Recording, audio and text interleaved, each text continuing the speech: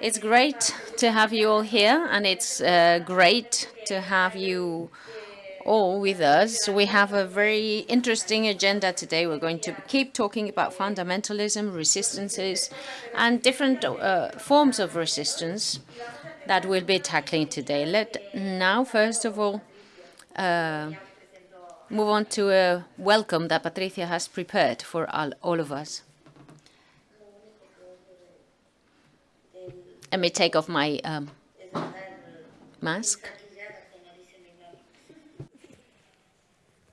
Cuando en el campo, you know, in the farm, when there is a calf breastfeeding from its mom, we tend to cover its mouth so that it can only eat grass, but so that it cannot breastfeed.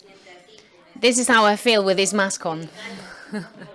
I feel like silenced, forced to keep silence. I feel like I can't say anything. Well, good morning. My name is Patricia Túqueres. I am here on behalf of Saramanta Warmikunas, women daughters of corn from Ecuador.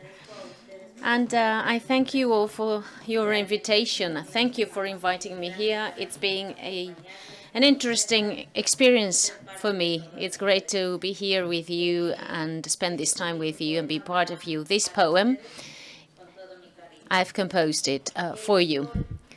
You are the sun, you are the moon.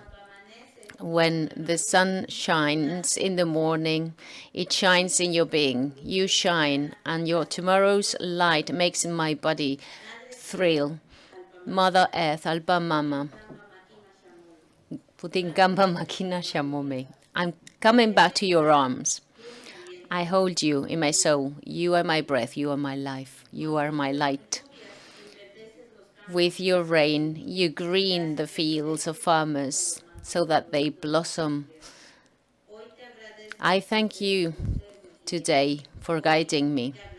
I thank you today for being my strength.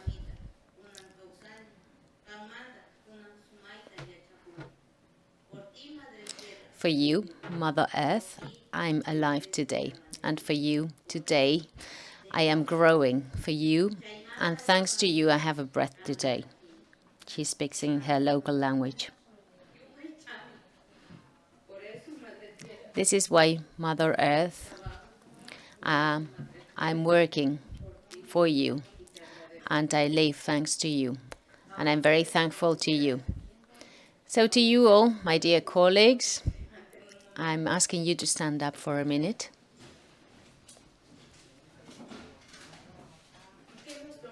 Let's hold hands together. This way.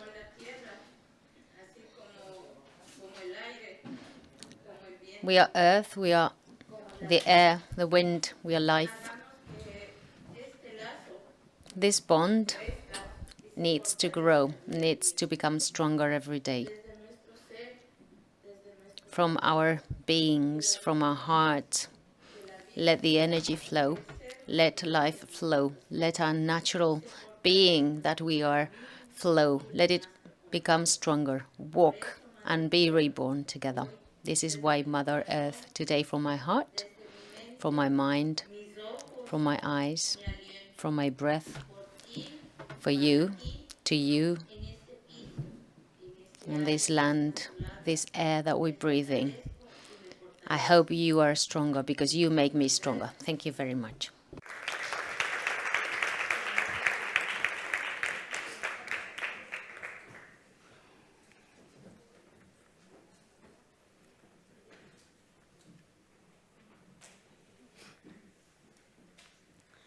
bueno,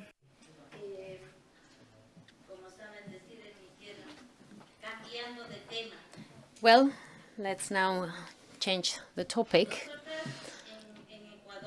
We, in my country, in Ecuador. Oh, it's all right. I wait for the introduction by the chair of this panel. Go ahead. Well, thank you very much, Patricia. Thanks for this wonderful welcome you've given us. You have placed us in this place where we are now, where we want to be, to defend the earth. This is where we want to be. We're not talking about something abstract. The defense of the land is something that is part of us, whether we live close to Mother Earth or far away in urban areas. That's something that is part of us all. Fine, let me introduce this morning's speakers. You've already heard Patricia. She's a woman Quechua Otavalo, a leader ever since she was a teenager at an organization called Chihamta Nipabura in Ecuador. She's a member of an environmental organization for the defense of the territory, and she's also a community communicator. She also works with the group Saramanta Warmikuna, formed by members of different nationalities and indigenous people in Ecuador. She works for the defense of nature, territories in conflict with mining, oil, and transnational corporations that put their lives at risk, and also food sovereignty. That's why she's been threatened many times. Then we'll be hearing from Lia Mai Torres, who will be with us online. Lia Mai comes from the Philippines. She's been working for over a decade on the research organization of a community. She works in the defense of environmental rights and environmentalist. And currently, she's studying a postdoc in environment and human resources at the University of Philippines. She's executive director of the Center for Environmental Conscience. She's also a member of the secretariat of the network of environmentalists in Asia Pacific. Then finally, we'll be hearing from Laura Zúñiga Cáceres, daughter of Berta Cáceres and activist of the COPINH in Honduras. Ever since she was a teenager, she participated in the youth spaces of communication of the organization. Then, after the coup, she had to migrate to Argentina, where she participated in youth movements and feminist movements. And currently, she's back in Honduras, where she's working at the COPINH for the defense of Berta Cáceres. Well, it is an honor for me to be here in this panel, chairing this panel. It's wonderful to share this time with you because it's always great for me. I learn so much from you, although it's a great responsibility. I hope I am up to this responsibility and this challenge. Thank you very much. So it's up to you, Patricia. The floor is all yours. Thank you, thank you, thank you very much. Oh, so much recognition. Oh, my God. Well, as you have already heard, I am a member of the Saramanta Warmikuna's collective. Well, let me tell you a bit more about it. Sara, to us, is corn. Es ser mujer. Entonces, So the Sara is the corn, the cob of the corn cob.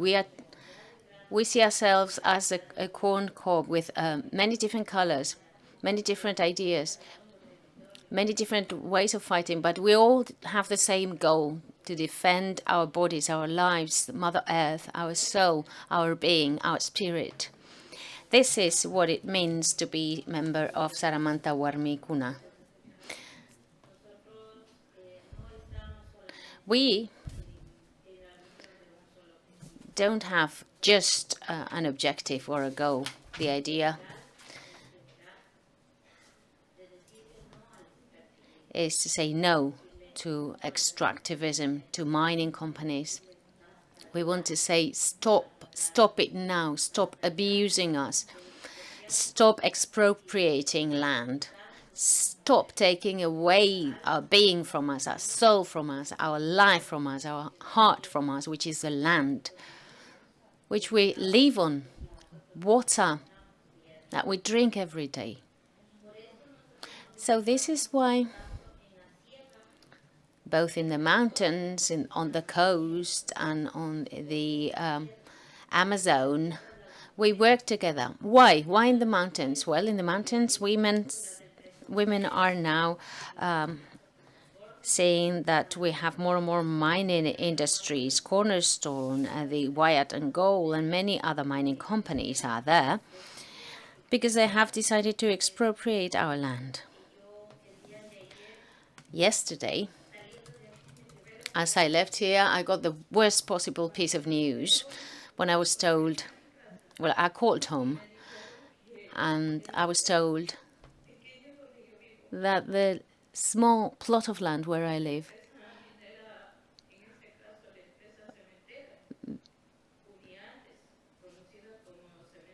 Uniandes is a company, and they had expropriated that plot of land. I have my cultures. That's where I grow my food. That's where my children walk and play. And there were only my children at home at that moment where we got the piece of news, because my husband was at work, and so the children were by themselves at home. And when my husband got home, he found them outside because our house had been destroyed. As I am here with you, my children are trying to find somewhere to stay. They're staying with my parents for the time being, but this is how the mining companies divide us. This is what they do. They come and tell you, well, I'm going to give you this and that. And very often our communities don't realize what they're doing. They divide our families. They split us. They split our family. They abuse us. And they say this is good for the state. This is good for our society. How can it be good for society? They're destroying our land. They're destroying Mother Nature. They're destroying our harmony. They have raped our bodies. They have raped our territory. And up until today, no one has been responsible for us. No one has looked after us. As I was 12, I was raped myself.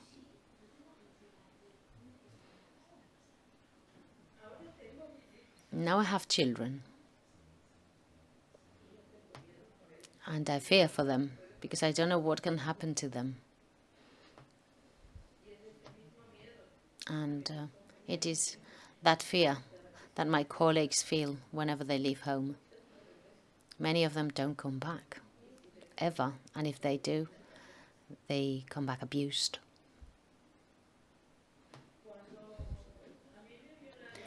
When I was raped, no one believed me. No one thought that this would transcend. The community asked me to stay silent because supposedly there was a production plant that would employ them, but they never did. We have filed complaints. My father's land was expropriated. My grandparents' land was expropriated. They took us away. They pushed us away from our land. My grandparents passed living between four walls without being able to see their fields. Now, our colleagues from the Amazon area are suffering the same situation because their territories are polluted with oil, because their territories don't produce anything anymore. And the electric companies have destroyed their rivers. And the oil companies are destroying their natural habitat. They're destroying their way of life. It's the same thing that mining companies want to do in the southern area of Ecuador, where we have our water reserves to supply the nearby communities. Wyatt and Gold is a company, Cornerstone is another company that have come to that area, to San Lucas Saragoro. They are exploring, supposedly, the area, but at the same time, they bring illegal people there, so-called illegal people, which are people that have been hired by the companies to start working, to extract what they mine and take it out of the country. This is the same situation. There's the same situation in Pacto, in northwestern Quito, where there are 2,000, 7,000 varieties of animals. There are original species of plants as well. The same thing goes on and on in Jandrine, next to Buenos Aires, in Inta. We're all fighting the same fight, the same battle. There are many, very many communities that are defending motherland right now. We've been criminalized for what we do. We're asking the state to provide an amnesty for us. 273 cases of criminalized women and colleagues that are now demanding this amnesty to the National Assembly. And the state has only told us to be patient, that they need to look into it, that they need to find out more. But what else do they need to know? In Ecuador, the Constitution includes Article 57, stating that we have the right to resistance. We have the right to implement our own law through the indigenous justice in our territories. The indigenous justice is included in Convention 169 of ILO, but they wouldn't listen to us, of course, because supposedly, according to this day, according to the ILO, the mining companies, the oil companies are favoring the state, beneficial for the society.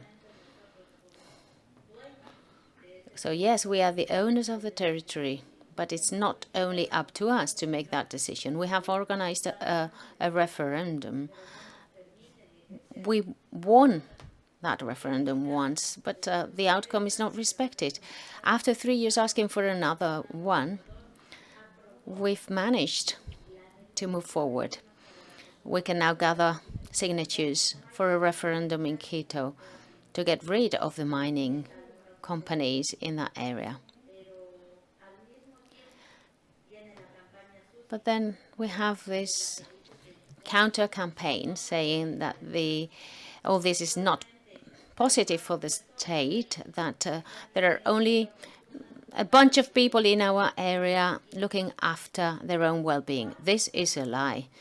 This is a lie. There isn't just a bunch of people. There are many of us asking for that referendum to take place. So many people have been criminalized here, like, for instance, Victor Wailias, who was imprisoned, accused of sabotage and terrorism, just for resisting the mining company that wanted to enter his land. He defended water, he defended nature, and this is why he was imprisoned. He was put into jail, where he died last year. There was a mutiny in jail, and supposedly he shouldn't have been among the most wanted criminals and killers and rapers, but that's where they put him. An amnesty was requested. His case had to be reviewed, but the Constitutional Court or the state never accepted that demand. And he's left 11 children and a widow, all by themselves. Victor Wailias was providing for them. He looked after his land to feed his children. And now they're left by themselves to fend for themselves. Many people have been silenced, raped. We have a colleague, Josefina Tunki, from the Shuar people. She's a president now. And she was threatened of death 4 times. They tried to expropriate her house. They burned down her house. Even so, she keeps defending her territory. And that's it. That's a case of many, many women like us defending our land. And we see that the state and the ministries are just looking for their own well-being. They're just looking for money in their pockets, which in the end is useless. If we have no land, if we don't grow anything in our land, no one else will, you know. So please tell me, has any of you taken a shovel? Have you taken a machete? A hoe? Do you know how to work the land? Do you know how to sow corn and see it grow and see it bloom and give you its fruit and then eat it? Well, that's what it's all about. We just want to look after our land. We just want to look after nature. We think of our children, of our children's children, of the coming generations. Because the land is not just for today. The air you're breathing now is not pure anymore. It's full of pollutants. And we don't want that. That's not what we want.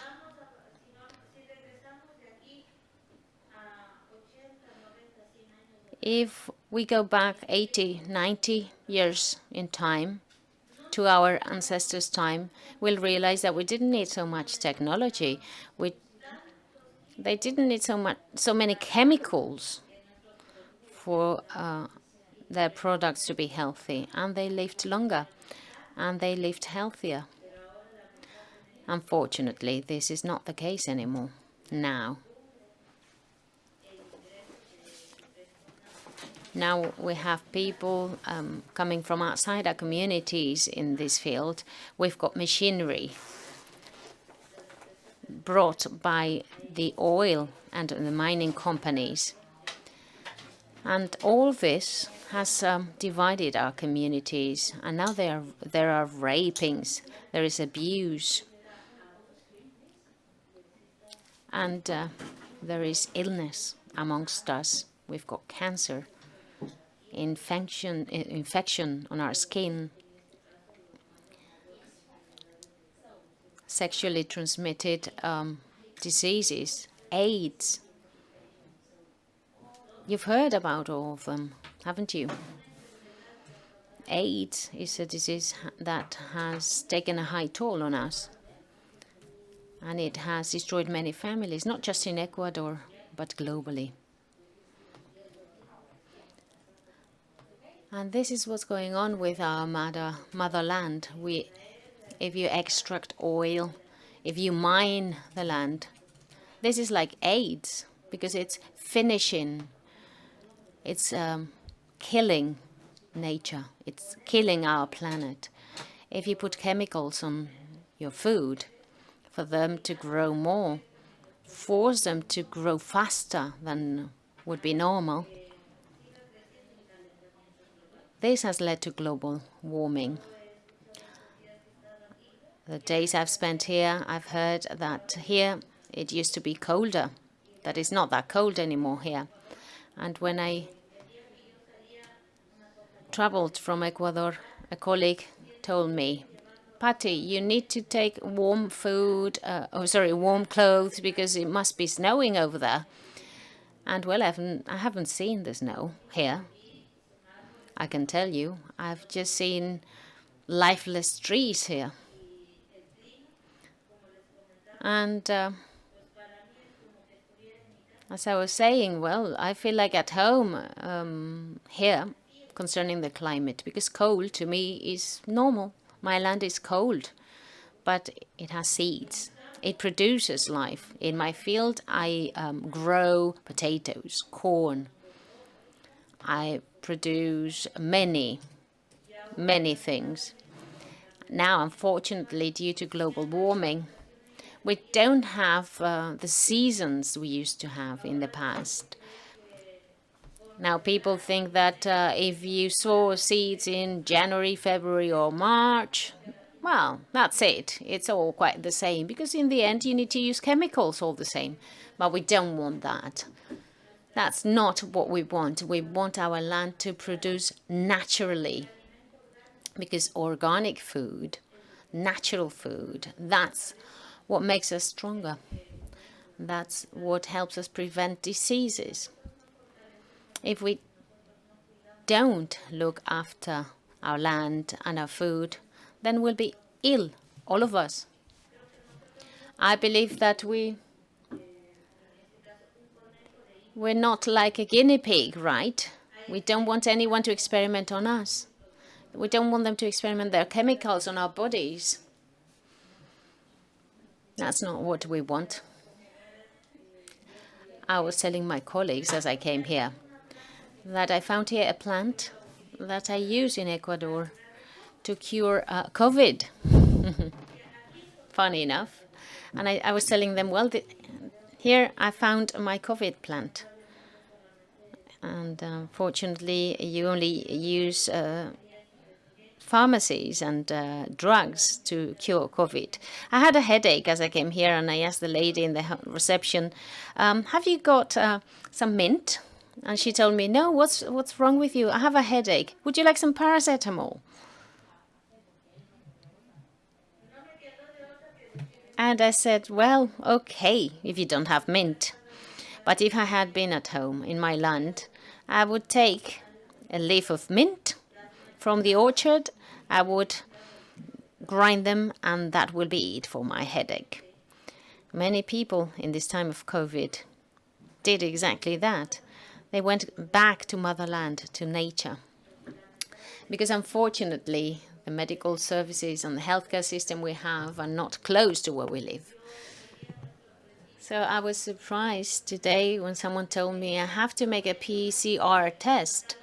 I'm going to call and we have to be there at this time. In Ecuador, you call and no one's listening to you. They just tell you, wait, please. Make an appointment, but to get ill, not to get cured. And sometimes when you go to hospital, well, you never come back on 2 feet, but in a box. And that's why we always show that the natural medicine, the one that you grow on Mother Earth, takes better care of you with no side effect, which you have with pills. And I can certify that. When COVID started, I had COVID, and I used no medicines, pills from the pharmacy, not at all. I only used natural plants. Who was my doctor? My husband. And that's how we have healed in our communities. Our mothers, our parents, they have been taking care of us.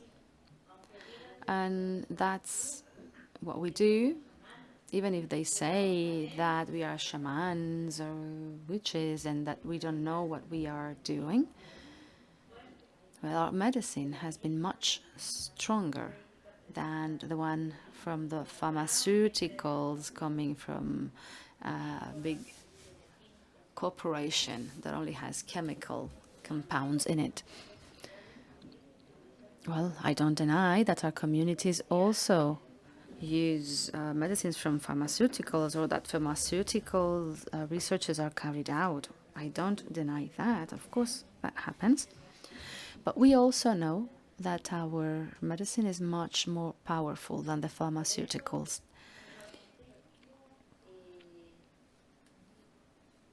And that's why I'd like to say once more that this is our community. Saramantas, Warmikunas, it's made up of healer women, entrepreneur women women who defend the land, advocates of nature and of our own bodies. We've been raped, abused, but still, we got up, we stood up and said, here we are, louder. We are women, we are life, and if we must give life for our earth, we will do that, so that our sons and daughters, the new generations after us, can still enjoy Mother Nature, who gives us life and health, who feeds us every day. When I came from Ecuador, the colleagues who came visit said, Patty, bring our handcrafts. Even though my colleagues told me that I couldn't sell anything here, she said, bring them, because someone must want to know what we do and see what we produce. And maybe one of these people will like it and think that this is valuable work. And yesterday, I was with a colleague, and I told her, take this, play, because if you do that, you won't get so tired. Sometimes the mere fact of being tired when you're used to walking and moving around and having several postures in your activity, just being seated for hours is so tiring. And even if you're putting your mind in this conference and, of course, respecting all of the speakers and all of the colleagues, our work is not just to sit in front of a panel and speak for hours. Our work is diverse. Why? Because we are mothers, we are daughters, we are sisters, teachers, nurses, psychologists, everything at the same time. We are advocates, and we need to do many things. So we carry different hats, even if we are just one person. And sometimes our partners or colleagues don't realize that. They think that just by going to the office or to the fields and being sewing all day, they did everything that one does at home. And that's why they underestimate us sometimes. But that's precisely what we want to change as women. We want to show the whole world that the same way we are advocate women, we are also workers, and we can also be employees, we can be students, even if we don't all have the same possibilities. And Patricia, shall we see the video so we have enough time? It's ready, isn't it? Thank you very much.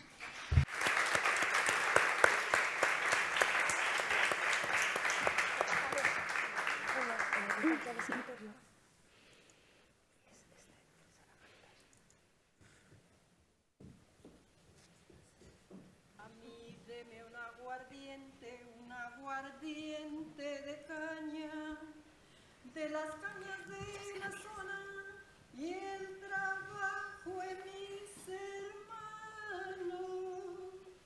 No me den trago extranjero, que es caro y no sabía bueno, porque yo siempre prefiero lo de mi pecho primero. Ay, qué orgullosa me siento de vivir aquí en el campo. A mí deme una copita de esas que llegue al alma, de esas que solía tomar cuando apenas decía mamá. No me den trago extranjero, que es caro y no sabía bueno, porque yo siempre prefiero lo de mi pecho primero. Ay,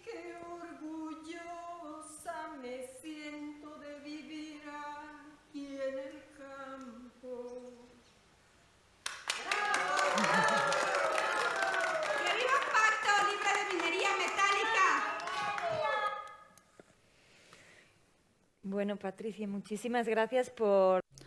Thank you very much, Patricia, for letting us know your experience, your story. It's been a shock and it's an honor to be here with you today and share this space and see how we can keep working together and knowing more about your very hard situation and how we can denounce it and give them visibility from here. We'll talk about that. We're now handing the floor to Leah. If you don't speak English, you'll have to wear the headsets for now.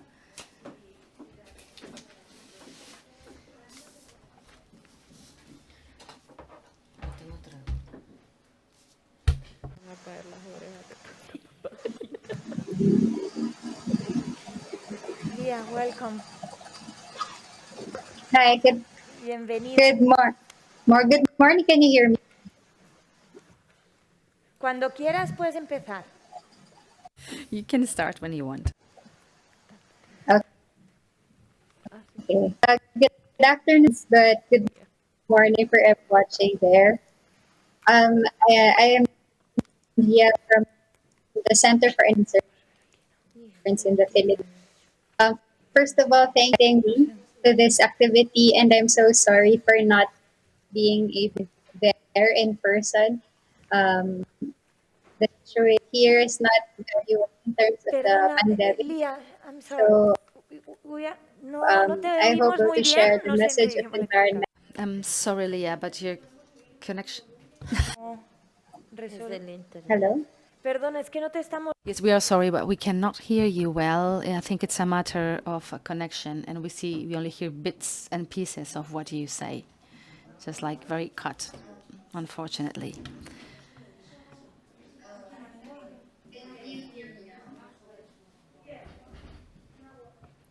Well, you'll have to speak for longer and see. We're going to try again, and I think it's better if your microphone is closed, but I'm afraid it's going to be a connection issue. We'll see that. We'll try again, okay?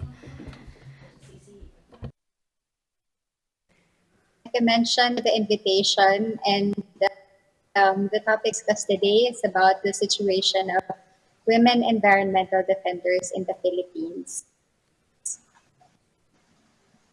First, to introduce my organization, the Center for Environmental Concerns Philippines works to cultivate environmental awareness and action, create a community of advocates, and contribute to the defense of ecosystems and peoples through empowering education, community-based research, and people-oriented patriotic and scientific advocacy. So the Philippines is located in Southeast Asia. It is one of the 17 mega diversity countries in the world, despite being such a small country. There are many endangered and endemic species that can be found, both terrestrial and marine and aquatic, since the Philippines is also located in the center of the Coral Triangle, or the place in the planet where there is the highest marine biodiversity.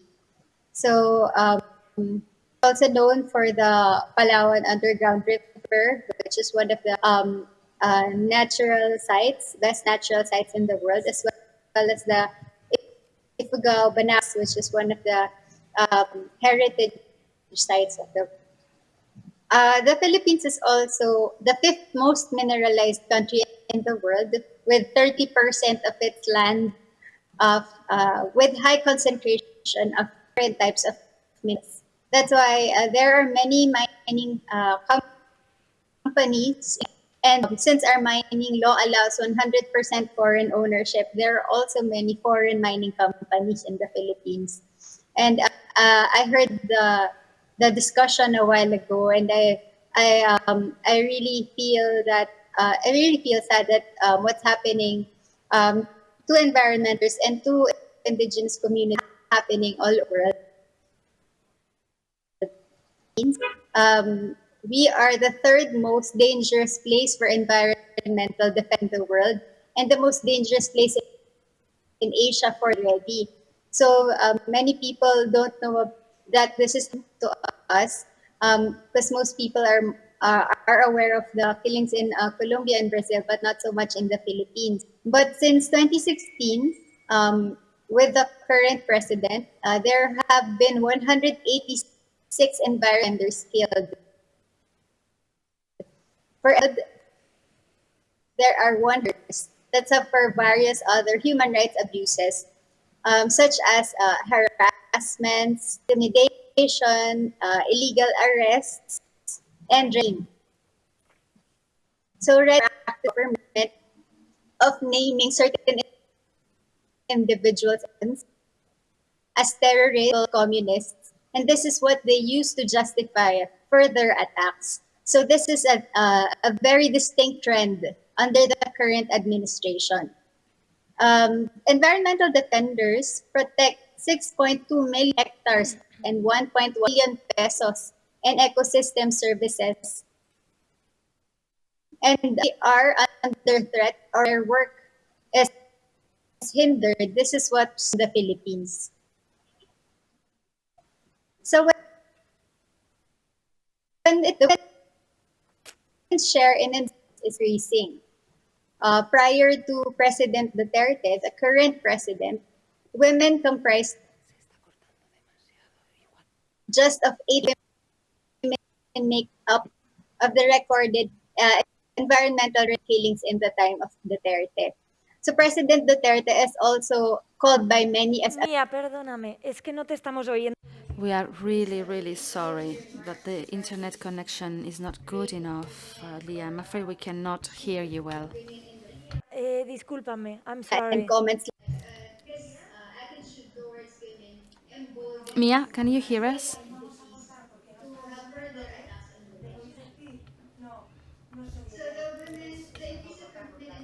The defenders are thrice the average.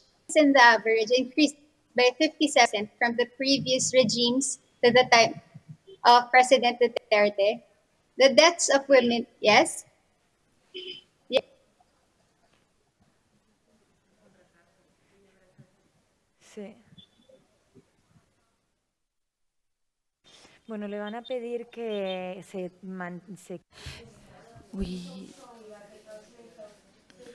We're asking Mia to stay connected, but it's almost impossible to follow her speech due to a poor internet connection, we suppose, or maybe other issues that she's got, but we'll try to see how we sort it out and how we move on. I'll just wait.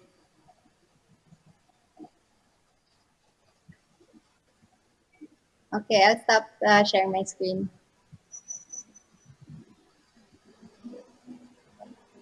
Seguimos entonces con Laura. Vale, luego a ver, intentamos recuperar para más tarde.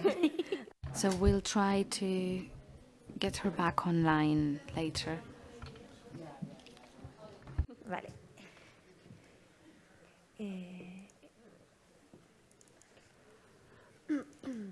No, ese ¿No era este? No, está en el navegador ya. Ah, vale. Ese era el de ayer. Uy, sí. Creo que está en... Estaba ya listito. Berta Cáceres. Este, ¿verdad? Si quiere ampliarlo. Bueno, ya está.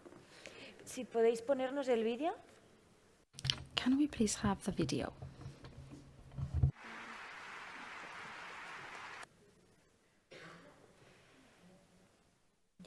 Hoy ya.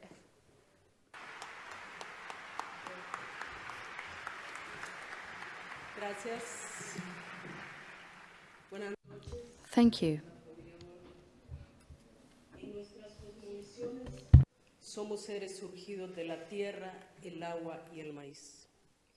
De los ríos somos custodios ancestrales del pueblo lenca, resguardados además por los espíritus de las niñas, que nos enseñan que dar la vida de múltiples formas por la defensa de los ríos es dar la vida para el bien de la humanidad y de este planeta. El COPINH, caminando con pueblos por su emancipación, ratifica el compromiso de seguir defendiendo el agua, los ríos y nuestros bienes comunes y de la naturaleza. así como nuestros derechos como pueblos. Despertemos, despertemos humanidad, ya no hay tiempo. Nuestras conciencias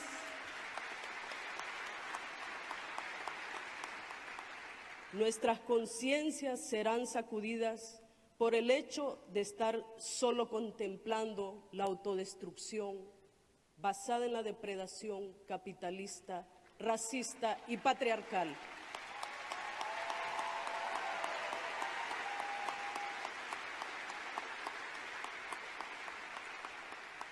El río Hualcarque nos ha llamado, así como los demás que están seriamente amenazados en todo el mundo.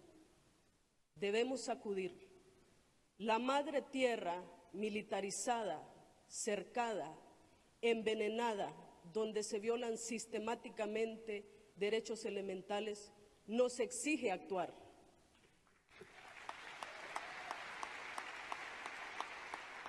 Construyamos entonces sociedades capaces de coexistir de manera justa, digna y por la vida. Juntémonos y sigamos con esperanza defendiendo y cuidando la sangre de la tierra y de sus espíritus. Dedico este premio a todas las rebeldías, a mi madre, al pueblo lenca, a Río Blanco, al COPINH, a las y los mártires por la defensa de los bienes de la naturaleza. Muchas gracias.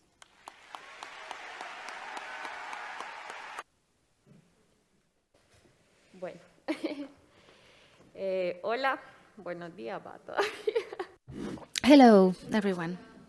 I am Laura Zúñiga Cáceres, and that was my mom that you heard, Berta. I come from Honduras, el COPINH, the popular organization Civic Council. And we were going to talk about how you fight against the impunity of corporations. I really like this speech. It shows very well what people think of our territories and also the suggestions that come out of our territories to face what Patricia was talking about, the extractivism. In order to start thinking about impunity, we first need to know how these companies are structured, how we are thrown away from our territories, murder, and how suddenly so many companies are acting freely in our countries, looting our territories. I would first like to talk about extractivism in our territories, and I'm going to focus on Honduras, because that's my experience, of course, but also because one of the things we've learned is that companies work in quite a similar way in our different regions and countries. Our country, which is in Central America, had a coup in 2009, and it meant several things. It led to several things. First of all, the creation of a legal framework that opened the door completely to extractive mining companies, and secondly, the population criminalization and the criminalization of people who was advocating for earth and defending the earth. And it also led to mass militarization of society.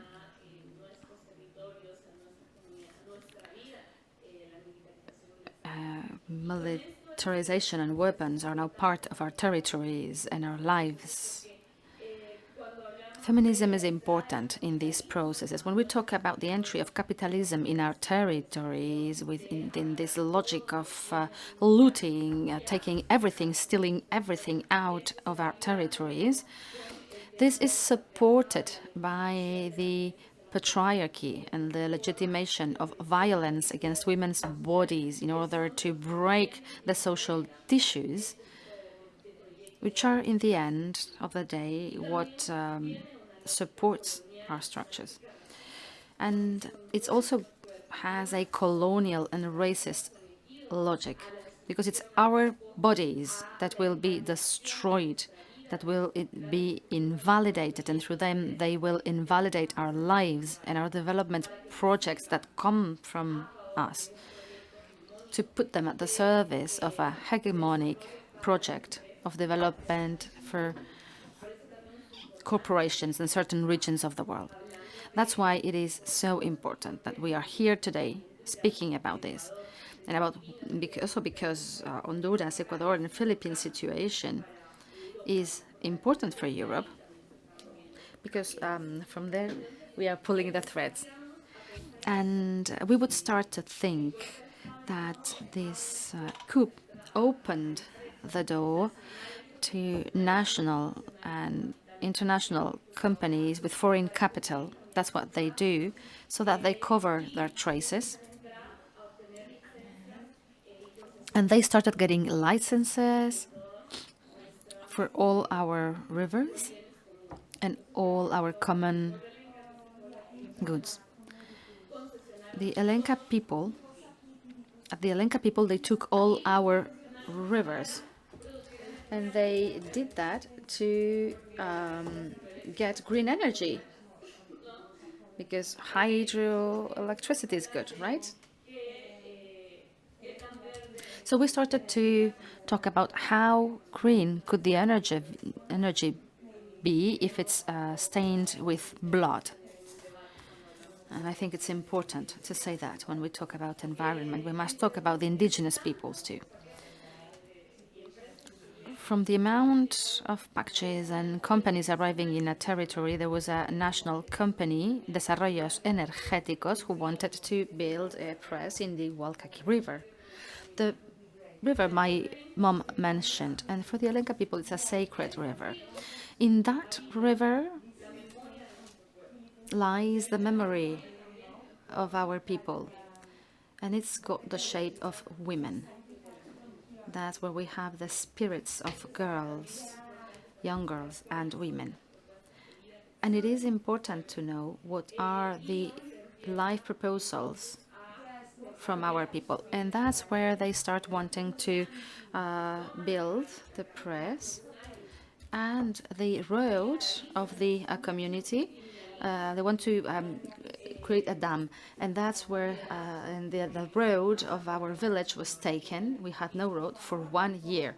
And my mom, in her organization, acted in all those mechanisms of criminalization, of social protest, of militarization, the service of companies and everything, acting as a private security company, and then the paramilitarization. So it's people who are not agents of the state, but they act as armies or as armed forces, let's say, of the state, in order to bring fear to people of the territories, to make them fear, to frighten them. And that's what happening everywhere there, and in the Walka River, because they thought that if they won, they would send the message that we are going to do this everywhere. And they are facing a person and an organization that had a power and a visibility, such as the Goldman Award.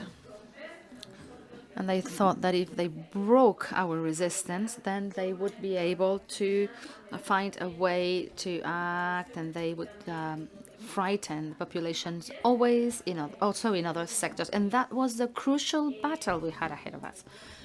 And we saw then that those criminalization mechanisms didn't work, because the same population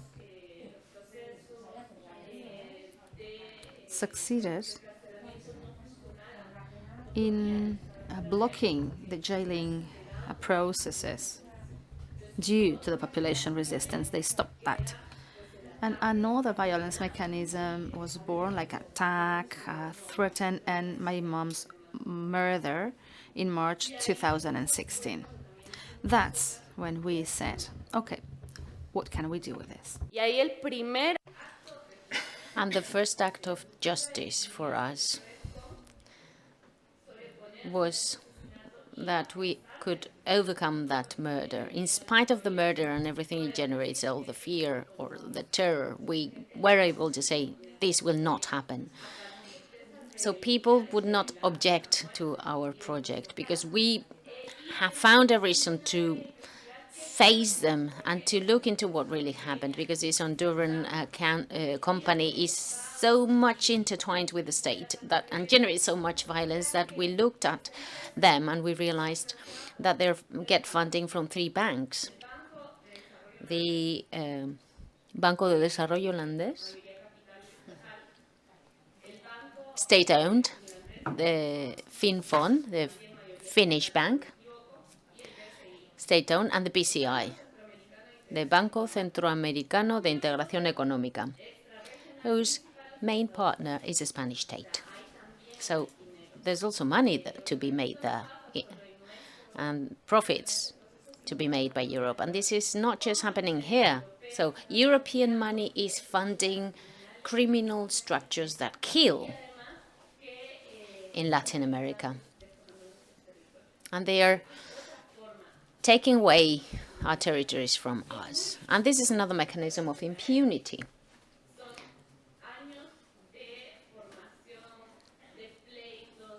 They've been generating alliances for so many years to find these new ways for the money that is not easy to find, to look into and track. For instance, our Berta, that's what we call her, followed this process, right? As she was a child, she was a member of a number of organizations and was part of the alliances that created solidarity. So the access to the information is another mechanism of impunity that we need to get rid of. So first of all, my mom, as she was alive, she denounced banks and sent out letters to them and said, you are violating human rights. You've already killed a colleague. You are against the decision of the community, and even so you're funding all this. And she said, you are not valid interlocutors. That's another mechanism of impunity. Denial. They deny the fact that we are subjects, political subjects that can decide upon our territory. And then we also have the patriarchal system, colonialism, which is all about invalidating diverse thinking and diverse bodies. And this is why it's important to go to look at the institutions where knowledge is created, so that we don't apply this logic, so that we have different processes coming up from them. Well, in spite of all the lawsuits, in spite of the fact that banks knew about that, nothing happened. It was my mum being murdered that really became a milestone. Nobody thought that 5 years later we would be still speaking about that. The government thought it would just last for a couple of days, that scandal, okay? But that opened up a movement, a mobilization of solidarity. Many, many people mobilized. In groups of 10 or 15 people. And they made a difference. They put pressure on the state. And that is another way of doing away with impunity. It's about breaking up the silence, not seeing violence as something natural and normal, not say, oh, someone got killed, oh, that's something that happens everywhere. No, let's stop that. Let's not see that as if it were normal. We require justice before impunity. And so there were 2 out of the 3 banks I mentioned who left the project 3 years later, if I'm not mistaken. But they didn't leave the project because they wanted to, or because they suddenly felt overwhelmed and said, oh, we're so wicked and we need to stop this. No, they did it because it had an economic cost for them, a cost on their image. That the FMO is linked to the murder of Berta Cáceres, right? The name of the film fund is related to the murder of Berta Cáceres, and the BCIE, that was the third bank, where there are many states included there, from Central America. Those are the only ones that stay there because it didn't feel responsible. Although we've also worked with them, okay, and we tell them, okay, your funding is doing this and is doing that, but it didn't leave the project, and that is another form of impunity, right? But this work is something you yourselves can do here. I mean, look, track where the money goes, where the money is, and how it could have an impact on us. You can do that tracking down, because this is another form of impunity. Again, I just wanted to share this with you and tell you what we stand, where we're standing now, and how we can work, what we can do. So, in order to create impunity, they have used legal frameworks that criminalize, that guarantee the militarization of a society and its paramilitarization as a form to keep that impunity. They've tried to control our bodies. And I wanted to stop here because whenever we say bodies, and when we talk about mining, we are not just talking about mining common goods coming from nature. We're not just talking about mineral water. We're also talking about people, right? And I need to say this because Honduras is a country that has so many migrants, right? And we are also in a place that receives migrant women. So what have we done? Well, what have they done? They have mined bodies, lives, mindsets, emotions, people that are going to become cheap labor in other countries. And in those countries, they make the most of that vulnerability of migrants. And that is a form of violence. People are criminalized and used and make our bodies disposable. That's something I wanted to mention because that is part of the logic concerning mining and extractivism that is generated and that starts when they take away our land from us. Because what happens when you don't have any land anymore? What happens if you don't have nowhere to live? Well, you need to fend for yourself. And where are women placed? Well, at the service of someone else, right? In different households, sexually. They're exploited in so many ways and abused in so many ways, right? I also wanted to identify the subjects, which are the states. The Honduran states, for instance, has guaranteed and enabled all these practices to occur. And there are other states that are also providing funds that are supporting that mining keeps on in some third world countries where lives are worth less because the projects are not adapted to the people, or because our life projects are not or don't fit the idea of capital, right? It is the banks, it is the financial system, the transnational corporations, but we also have the communities, because to date, and I've run out of time, haven't I? Well, because to date, so far, they haven't been able to build in our territory a dam they wanted to build. And currently in Honduras, there is a space that is looked after,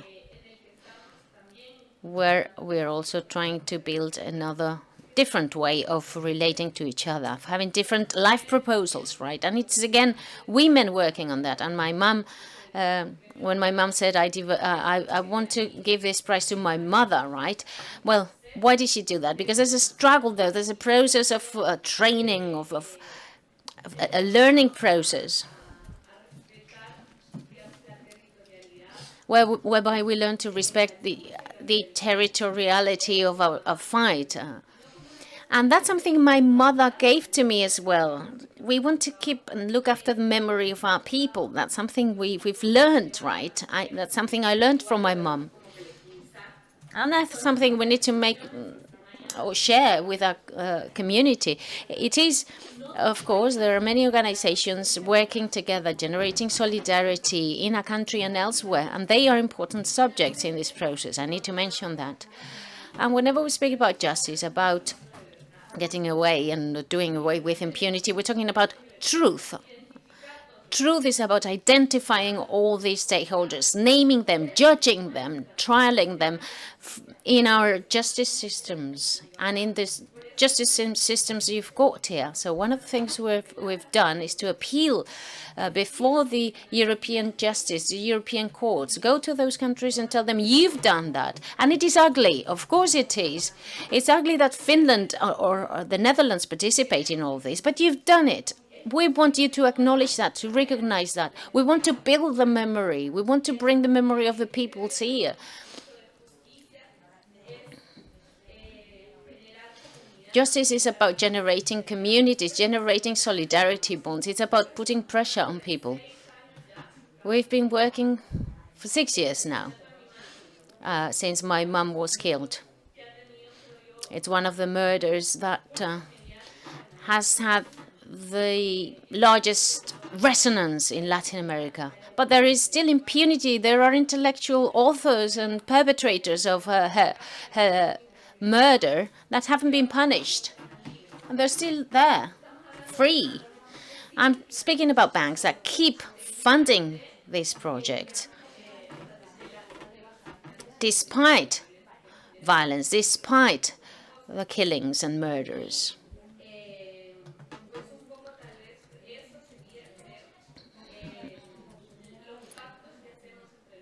The alliances and partnerships we've got among our people and among the people that want to change need to be agreements among equals. We need to face this concept of development, which is based on producing money, making money, right? Let's think about development based on our souls, on the art, on humanity, which is something we lack very much. Sadly, this is our proposal.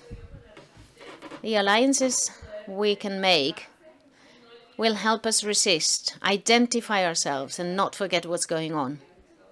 And I think I've run out of time, so I will conclude quoting a colleague from a community who said, what shall we do? How can we stop them from destroying this planet? And I said, well, I don't know. And he said, well, here in this mountain, you're safe. Whatever it happens, they will never destroy these mountains and this river. We will look after them. What will the others do? How can we make them do something? What will the world do? We are putting our lives at risk, our bodies at risk to save all this. And this needs to be our commitment. This is what we need to think about. What are we ready to do? We need a holistic vision. We're all living on the same space, on the same planet. We're fighting impunity. We're defending justice. We're defending life. So I think we need to be in harmony and synchrony. Thank you very much.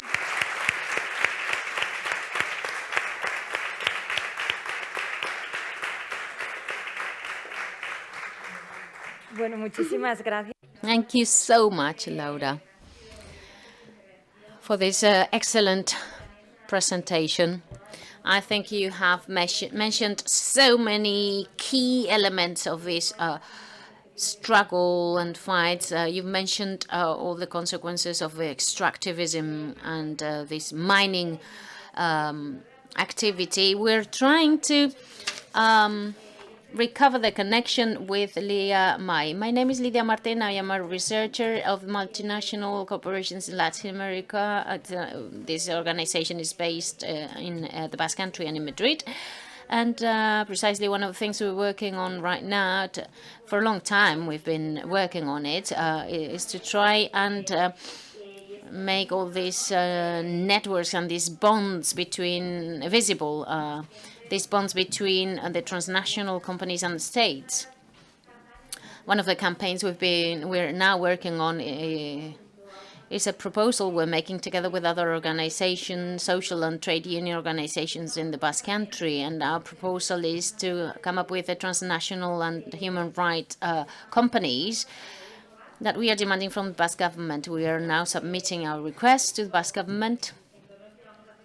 There will be a presentation in Donostia, San Sebastian next month, and we are demanding from the Basque government to generate a center, to put funding into a center where we can participate, all the organizations of civil society and public representatives, so that we've got the necessary funding and the necessary mechanisms to carry out this monitoring service, because we see that the Basque government, the Spanish government are supporting the internationalization of the companies, and they're funding companies so that they internationalize themselves without any kind of control or follow-up or monitoring in order to know where the investments go to. We've got companies like Iberdrola, Gamesa, all the car manufacturers that invest in innovation, on innovative products, and then they go to Mexico, Latin America.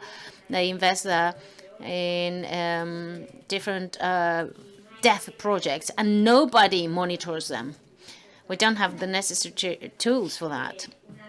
And so one of our demands before the Basque government is to have those mechanisms, those tools, and to have the necessary funding to carry out that monitoring process, so that this is all more visible and transparent. Well, I would like to mention another tool we're working on now in order to recognize migrants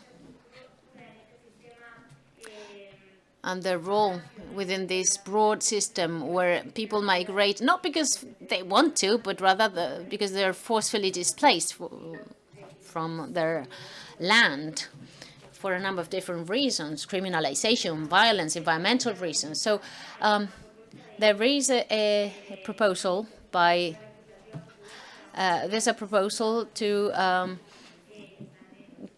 provide the citizenship to all migrants that are here in the country, because that is a right, the right to migrate, right? And on top of the fact that you are forcefully displaced from your country, you know, then you go to a different country, and then these very strict laws are applied and implemented on you. So I encourage you to sign some. Oh, we don't have any more paper for people to sign them. Well, it's all right. We've got some printed out, some new ones. So I encourage you to sign this demand and to get involved in the process. We're going to be collecting signatures up until May, and every single signature is going to be necessary. Only people having a Spanish passport can sign, because this is a legal procedure and this is the requirement, I'm afraid. So only people with a Spanish passport can sign this demand. I don't know if we've got Leah back. Maybe not. Well, let's move on. I've got 1,000 questions for you. I don't want to monopolize the floor, so let me just ask a question, and then we'll open up. We'll open the floor for the members of the audience, right? You both have shared with us histories of resistance, very powerful ones, and in very threatening contexts. You've said, for instance, that right now there's this process going on in your land, in your territory. And I wanted to ask you, well, from your organizations and from these bonds between women, how can we build up resistance? How can we resist these processes that are going on? How can we face them? Because here we see women defending the land as heroines, right? That can face anyone, any company, any monster, right? But can you tell us more about the resistance processes? How can we generate bonds? How can we make these fights stronger and more robust and solid? Quizá. Bueno, yo hablaré por cómo somos, ¿no? Well, Saramanta Warmikunas, my organization, is a group of women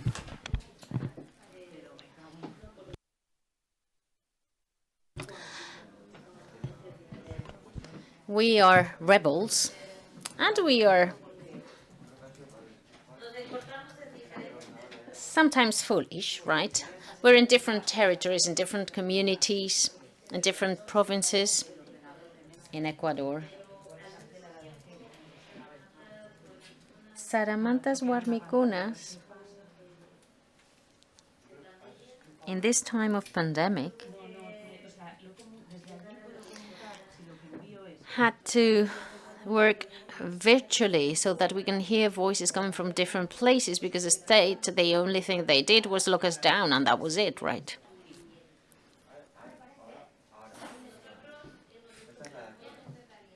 We've made rallies in the Ministry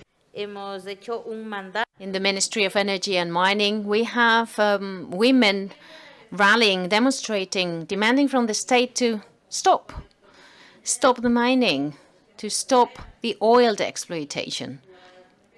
So the women in different areas and provinces have joined together and have demanded the president of the National Assembly in a country to listen to us, to give freedom, to free the people that are incarcerated and in prison, to provide amnesty to the women that are criminalized. We're also producers, right? Why are we producers? Because we work the land. We are craftswomen. We are doctors as well in our communities. We're physicians. We play all these roles to show the state and to show the transnational companies and the mining companies that our resources, that our land is fertile, just as we are. So that way, we've tried to show and prove to the state that it's not just the mining companies, the oil companies, or the wood companies. It's not just them that generate work and jobs and resources. Very often, the land provides with better resources than the companies themselves, because the companies, all these corporations, take everything with them. They just leave you 2 to 3% of the money they make. Out of that 100%, they're taken away from your country, right? So, we've shown in time of pandemic that the farmers in our communities are the ones that are feeding the big cities, large cities like Quito, Guayaquil, and other large cities in the country. It is us that generate life. It is us, the only ones that while the cities were locked down, where everyone was at home, we kept working on the fields. And we kept feeding the people living in cities. So we are entrepreneurs, we are physicians in our community, as I said, and somehow we, the Saramanta Warmikunas, we've got a website, by the way. We've got a Facebook account, if you want to go and have a look at it. So we, by working very hard, we made our world visible. And we told the world that women are resistant, that women create jobs and work very hard, that women are the ones that know our land. We provide life. We create life. We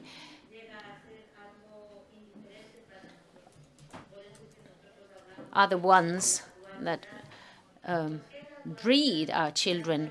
But we also need men, of course. I'm not saying we don't need them. There's duality there. Men and women are worth the same. They're equal. In our world view,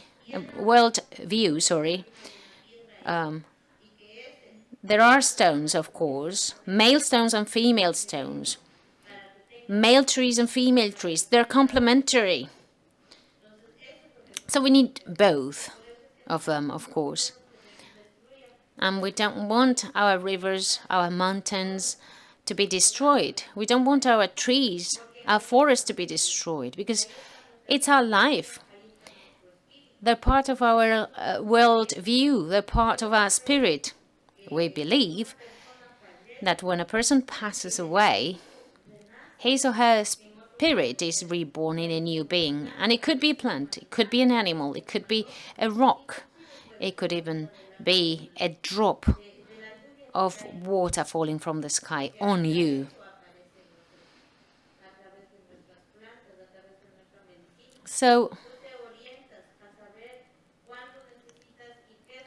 we know what our bodies need. We know when our bodies need that. We know how to meet our needs, and we need to realize that it is nature that meets our needs, and it is nature who is now asking for help to us. It's crying for help. It's asking us to stop destroying it. How? Well, because the cycle of life is being modified, destroyed. We've got global warming. Now, globally, we see that all this is changing the different seasons in nature. So this has a great impact on all of us and on our planet. Oh, thank you very much. We've got Leah back with us. I believe we only have 5 minutes left, Leah May. I'm very sorry that we have to stop that connection, which wasn't very good. We couldn't hear you well at all. Would you like to tell us something about the defenders of the environment in the Philippines? Let's see if your connection works better now. Go ahead. Thank you. Can you hear me now? Sí.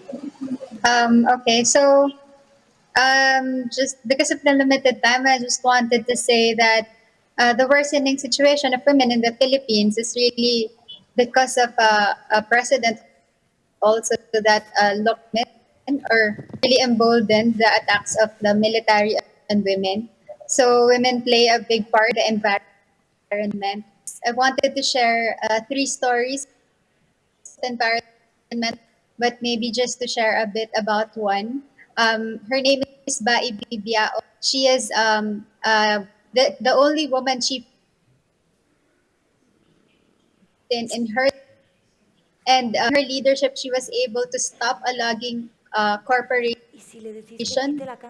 inside her ancestral domains. The different tribes in the island to join together against the very environmentally destructive project. They marched all the way from this part of the Philippines to the city, to the capital. I'm very sorry. I don't know if you can hear us, Leah May, but unfortunately, your sound is very fragmented. Yeah. Okay. Eso es lo malo All de la right. tecnología.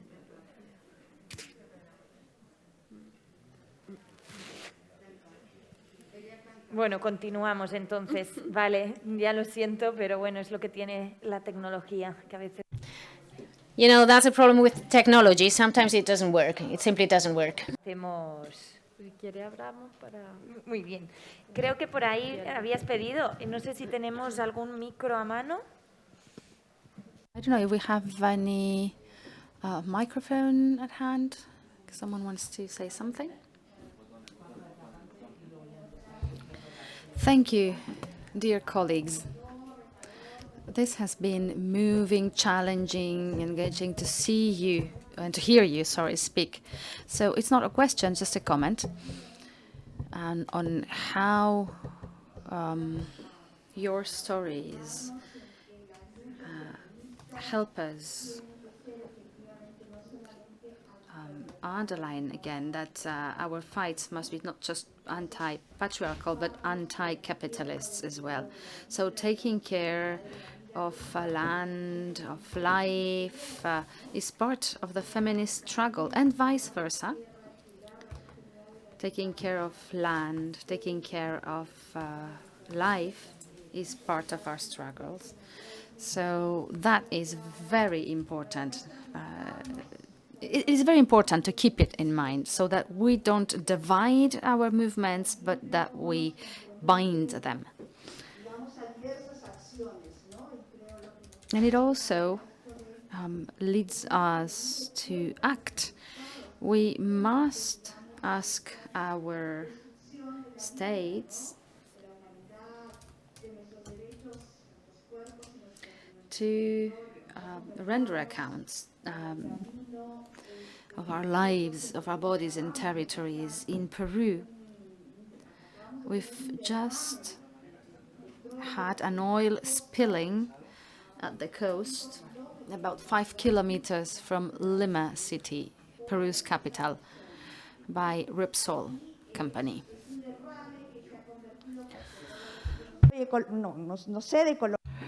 The spilling, according to the specialists, is the biggest ecological tragedy of the last century at the coast of Lima.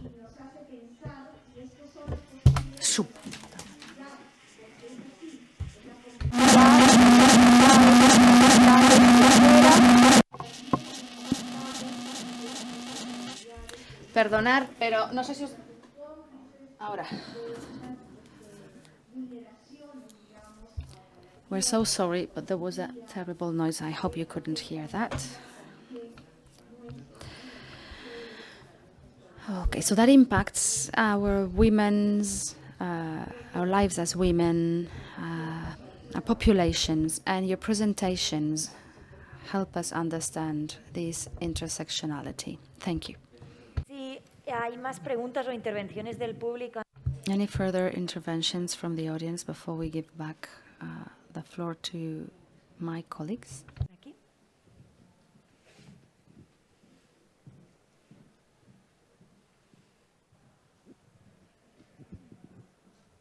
Hola, gracias mucho por sus contribuciones. Thank you very much for your contributions.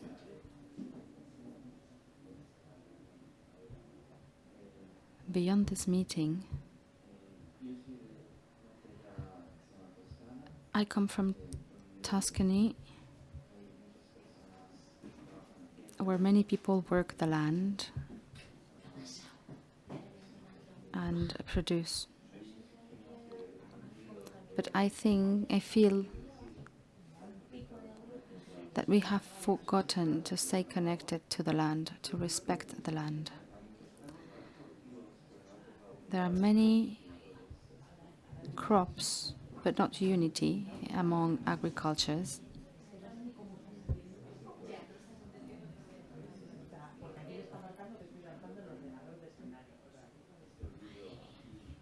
And I see how this also impacts your lands, your territories. I wonder how you can recover a relationship with rivers, with land, in places where we don't have a memory of the land, apart from extracting from it and filling it with chemicals. I see that the work we must do is to create a different relationship.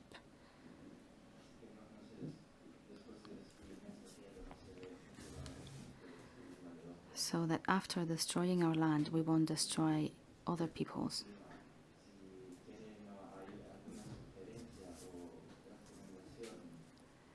If you have any suggestions on how to recreate or remind us the meaning of what we are doing, which is just taking from the earth but not giving back to it. I'll be glad to hear your suggestions. Anyone else before we answer? One more and then you can answer. No, yo simplemente quería comentar. I just wanted to say that at Medicus Mundi Gipuzkoa years ago, we financed a research work in Ecuador for oil companies, concerning oil companies. And one of the issues was the high prevalence of cancer in the area due to all the spilling and waste of the oil companies. That report was used when indigenous communities denounced Texaco. That report was useful. So from here, we can also help somehow. And when we saw the pictures they sent of the waste and the oil spilling, we were thinking, in our countries, this would be impossible, unthinkable that a company in Europe would pollute like that, as they were doing there in Ecuador. So those companies go to those countries and they have complete impunity in everything they do. So from here, we must also raise our voice.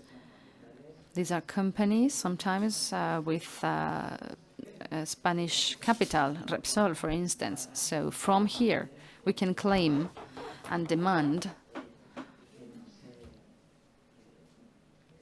that they don't do that. And that they don't violate human rights and spoil the territories.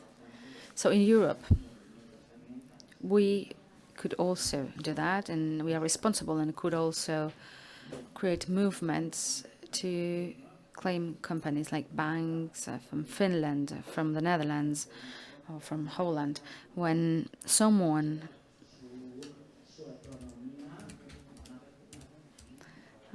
complains about it or reports it and they see that their funds will be in danger, these companies will react.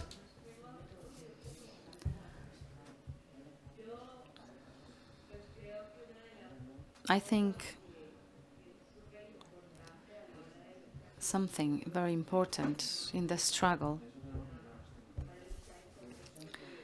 in order to fight in a context of violence is solidarity, creating an identity for women as a group.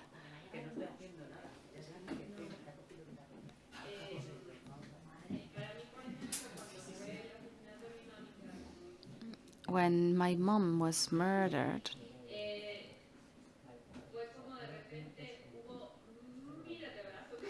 there were thousands of arms of people hugging me. And one of our first actions was to take the public ministry in Honduras.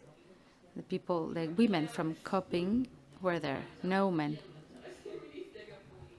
And we soiled that ministry. And it's not so easy because you get 10, 15 minutes in the ministry and then you're out.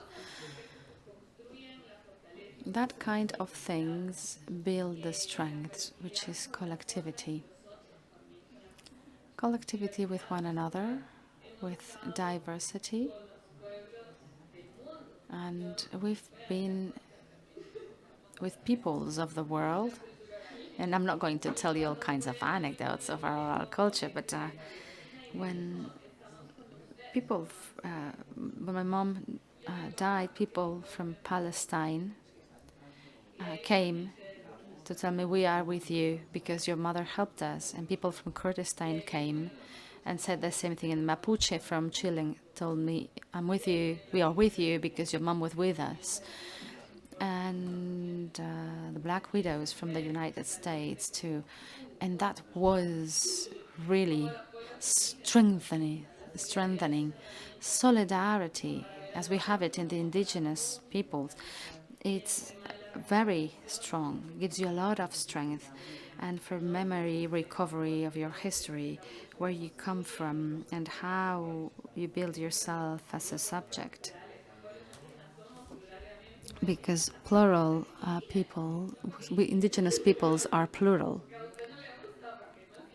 And they tell me, well, you are not indigenous. What do you mean I'm not indigenous? Because I don't look like you expected. I mean, the different expressions of your bodies, your territory, your story, is something you can also hear.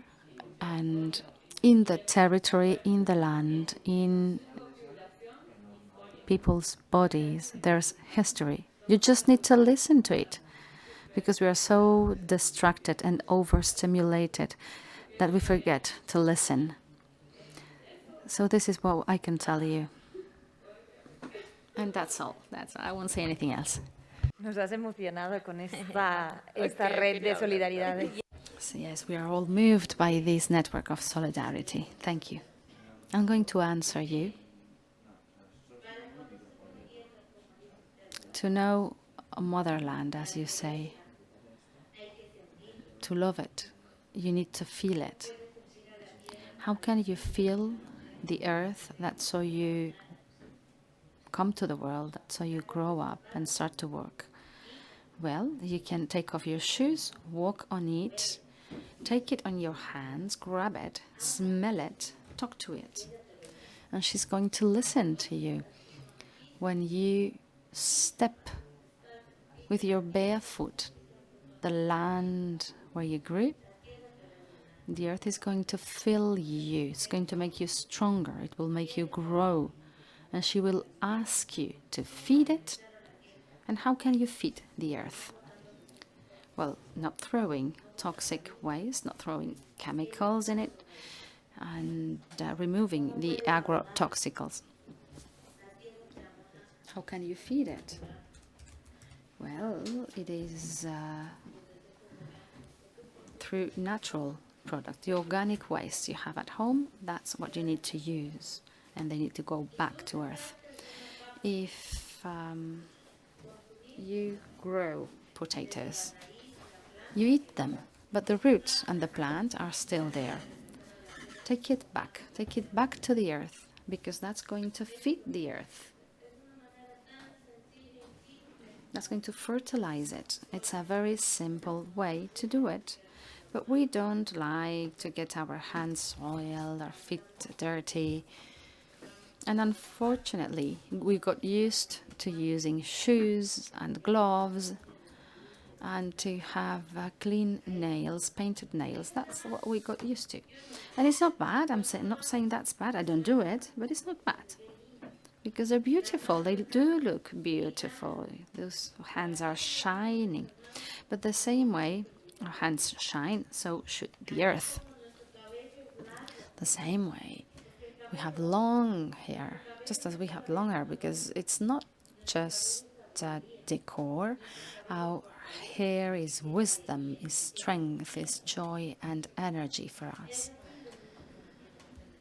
And it should be the same way for the earth. If the tree is sad, it's because it hasn't been fertilized. It's because you didn't talk to your tree. The tree has a spirit. So if you go there, talk to the tree, hug the tree as if you were hugging a person, or simply caress the leaves, then the tree will get better. Did you fertilize it? Did you water it? Then the tree will give life to you. That's the way Mother Earth works. Thank you. A ver, tenemos más preguntas y aún nos queda algo de tiempo. We have more questions and still some time.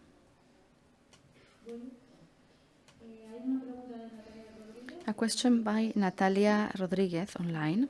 And she says, in the Basque Country, we have 14 toxic waste plants, like the one in Zaldibar. What can we do to protect people's health and to finish to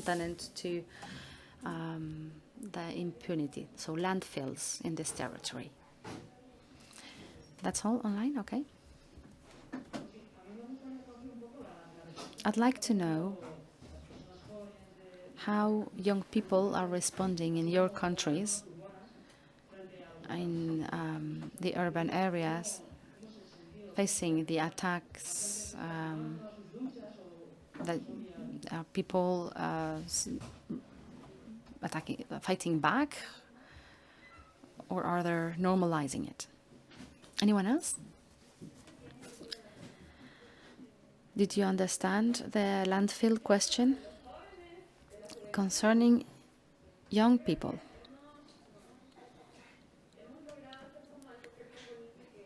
we succeeded in doing something beautiful as far as respect to generations is concerned, and moving from childhood to youth and to different spaces where we can discuss. In my organization, we've gone through a generational change that's quite important. And now we can see young people participating. I'm sorry, but sometimes I don't know how to explain myself. But we have people that are 18, 20, 25 years old that become leaders of the communities that are respected. And old people are delegating those functions. And I think this is quite interesting. The same thing happened with women. My mom's leadership was really important to show men that they can be led by women. And that's also an issue there, so it's important to show that. So we are generating discussions on the need of for young people to be part of our movements. And at a national level, part of the youth are inactive, that's true. But among students, universities, reactions have been quite strong. When my mom died, or was killed actually, but something very good she had is that she would sit and talk to anyone. So if there was a chat of 10 people, she would go there and talk to them, and that's how she became a referent. And one of the strengths of help, support, and denounce has been the students' movement in Honduras. That's very important, and we must bet on them.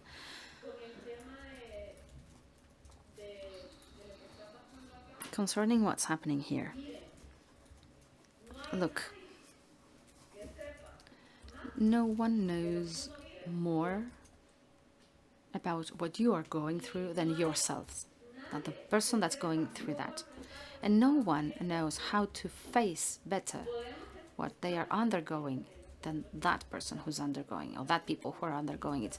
And we can be a reference because sometimes know-hows and listening, also being listened and respecting others' experiences is important. And of course, we're always available for that to share.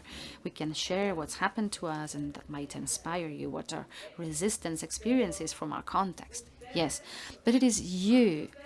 No one will know better than you how to do things. No one will tell you better how to resist a problem that you yourselves are facing. So the tip that I can give you is to first be very creative. I think creativity is really important in struggles.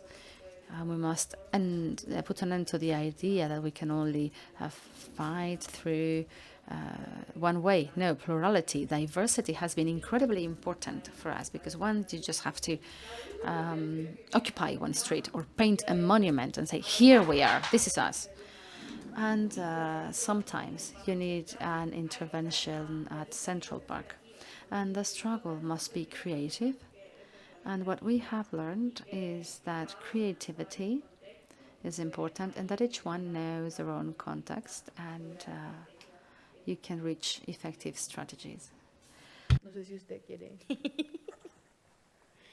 Yo creo que me uno a tus palabras y.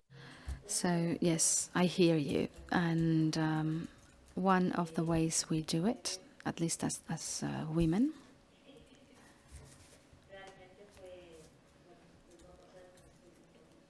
I'm going to tell you just a little experience. We met in Quito from different communities, from the Amazon and the Sierra, working on the mandate for women. And at the same time, the OCP Ecuador spilling happened. And what did we do? Well, we left the women's mandate at the assembly, but the assembly was listening to us. And at the same time, a group of 15 women took Petro Ecuador, the Ministry of Energy and Fuel. How did they get in there? Well, 3 of them entered them just supposedly to leave the manifest, and they sat down in there. And they said, if the minister doesn't listen to us, we won't get out. And 3 more came in, and they also sat down. And they took the whole building till the ministry comes out. How many days until the minister hears us? 3 days. And one of the things that works very well, more than the state's media, is a community media, according to our experience. Because the ones from universities, from communities, or even individual, like Facebook, Instagram, Twitter, and company, that's what works. That's what helps you raise your voice. And the more voices will be shouting for your claims, the sooner they will pay attention and listen to you. This is our experience. As young people, we have a leader female school in Ecuador. It's called Mama Tránsito, Mama Huaña. Maybe you've heard it.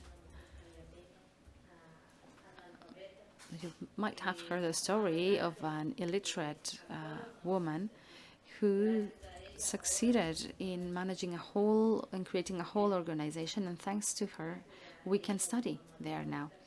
Thanks to her and in Mama Dolores Cacuango, we can walk freely with our own clothes. And why way of saving young people from discrimination of society, of what we call the mestizo, or half-breed, is the symbol of our clothes and our language, of course, and our hair. That's our identity, part of our identity. And I'd like to call young people here and tell them, don't hide. Defending the earth is not defending just one person, but everyone, the whole community. And if your parents, your grandparents didn't teach you to defend what's yours, no one will. You will have to learn for yourself to defend what's yours, to be an advocate for your earth, your body, and your blood. We have 5 minutes left. I don't know if we have one last comment or question. Bueno, yo me quedo con esta. Okay, then. So,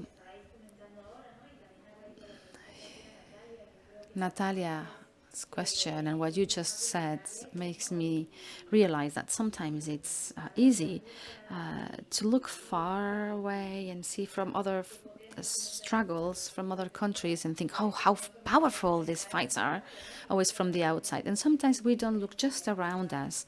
Our context is different. We don't suffer the same levels of violence and criminalization that you suffer elsewhere. But still, many people are fighting for their territories, for health, for healthcare, and we have 2 workers who died here in a land spill in Zaldibar, and their families have been fighting to get all the information to get the bodies out of there, and fighting so that it doesn't happen again. And then Petronor plant that was one of the most polluting ones in the world with people who have been fighting for decades against the high-speed train, people who are fighting against the